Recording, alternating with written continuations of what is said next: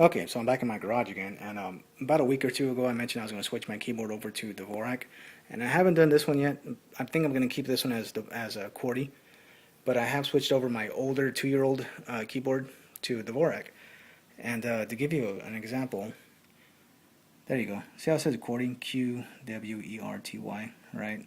And it's not, there's no dvorak spelling on this, but it's just that's how you identify a QWERTY keyboard. So dvorak, best way to identify it, just look on the left hand side, you'll see AOEUI or AEIOU, the vowels. So with this layout, what it does, it keeps your hands or your fingers in the home row most of the time. Not all the time, but most of the time. You do all your typing from the home row. So in doing that, it reduces like wrist strain, right? Supposedly it makes you faster. I've been using it for about like a week and a half, 2 weeks, and you know, my typing speed isn't there as far as this because I've been using this one for a while, and I guess muscle memory, you know what I mean? But with this one thing I noticed right away is that I'm picking it up faster than I did with that, right? And if you remember back when you were in high school or whatever, you took those typing tests, how you typed a lot of weird stuff like semicolon, semicolon, comma, comma, whatever, SS, some weird things like that. When you do tests on this, you do some repetitive stuff, but right away you start actually spelling words.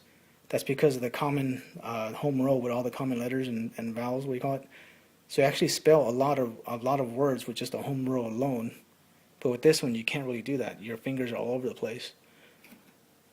But anyways, that's that on that really. And the main reason why QWERTY is around is basically because of old industry standards, I guess, right? So this one is actually a smarter way of doing things. This is the old-fashioned way, and the reason why that QWERTY is invented was mainly because of the old mechanical keyboards. If you were to type on an old mechanical keyboard, like take for instance like the word as, right? Those two letters are close to each other. So when you're trying to type that word fairly quickly, the mechanical levers will get stuck, right? To give you an idea, let me just show you what I mean. Here we go. Let me put on the light real quick. There we go. 1949 Underwood. It's my grandmother's. So, here we go. It's a QWERTY keyboard, right? The reason, I don't know if you noticed those little bars back there, that's the connections to the levers, and the levers are inside of here. Way down in there. See them? Let me give you a better idea. There you go. Right in your face. Oh, shit. Anyways. Alright, so when you type with this, you have to be kind of forceful. You can't just do that. You have to do this. You have to hit it pretty hard. But force. There you go. Because if you don't, it doesn't carry any weight. Right? But you can't do too hard because I guess it's basically stamping the paper, so if you do too hard, you're going to stamp through it.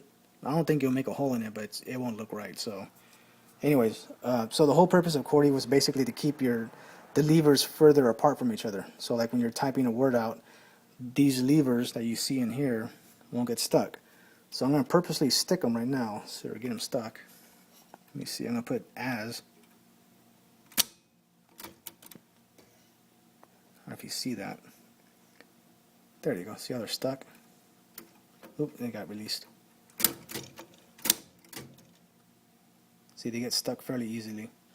So that's the whole purpose of QWERTY. Like, it's old-fashioned. It's an old way of doing things. It's a standard still. I have nothing really against it. I understand, you know, that's the why. This is why they did it. But anyways, I'm really happy with dvorak, and hopefully I can learn to type as fast as I'm doing with the QWERTY. So, anyways, that's it for this. See you guys later.